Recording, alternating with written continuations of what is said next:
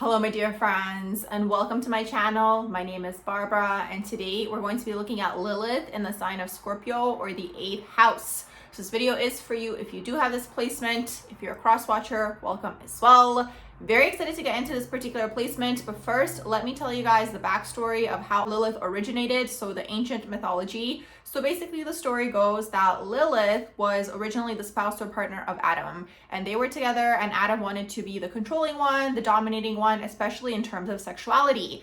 Now, Lilith also wanted to be on the same level as him. He did not like this, so he kicked her out of the Garden of Eden, then went off and got together with Eve. I think she was created out of his rib.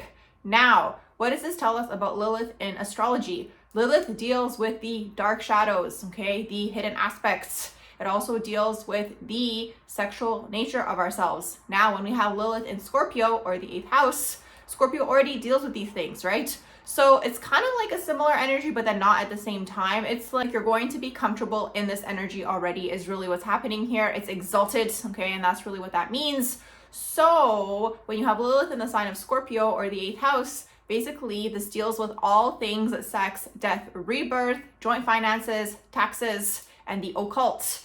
So when you guys are basically in your shadow traits or your shadow aspects, the main thing with the Lilith energy is you guys might use your sexuality to manipulate people. Now, the thing is, understanding sexual energy is kind of like, it doesn't necessarily mean just sleeping with people. It can just be in your presence, in the way you say things, in the way you don't say things, okay? A lot of the time with the Scorpionic energy, it deals with the eyes, okay? So you guys can really lure people in by your nonverbal cues. That's a huge thing to understand, okay? So you guys aren't just necessarily going to be sleeping around with people and sexually manipulating in that way, although you can be. That could absolutely happen with the Scorpionic energy, because Scorpio is highly aware of their sexuality and they're very much sexually free. But the thing is, sometimes Scorpio could go into the asexual energy, okay? It kind of goes on a scale. It really depends what's going on with the Scorpionic energy on an emotional level. The thing is, even if you aren't sleeping with these people, you're going to do it by your nonverbal cues, by your body language. It can also be, again, the way you don't say things, the way you make people wonder, okay? It's just natural to Scorpio to just be mysterious, right?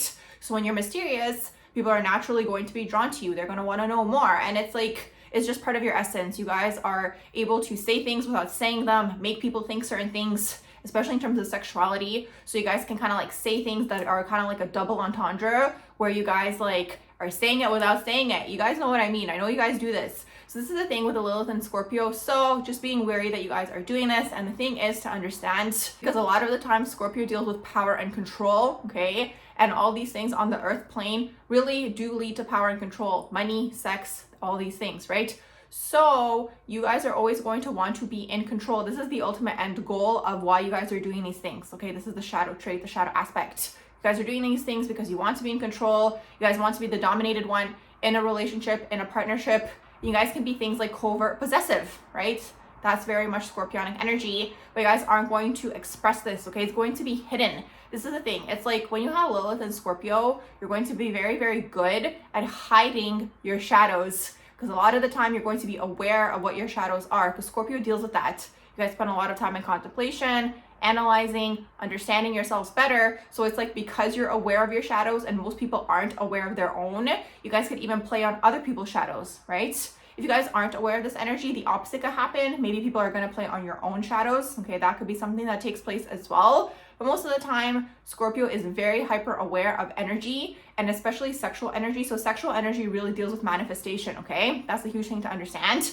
So you guys can literally be very good at manifesting if you guys focus your energy in that direction, where you guys are focusing, constantly thinking about something to the point of obsession. It's kind of like, if you guys get in the direction where it's a healthy obsession, you guys are going to manifest like left, right, and center. But the thing is, you guys can get into sticky situations where people can become obsessed with you. You guys might not even understand why they're obsessed with you, and it's just because, again, you exude this energy. There's this energy to you that's just magnetic, and it's the highly sexual energy that you guys possess. And it's almost like a deep knowingness that you guys are able to get whatever you want, right? Because you guys are ultimately, at the end of the day, master manifestors. You guys are alchemists, okay? So this is my quick little video on the Lilith energy in the sign of Scorpio, or the 8th house.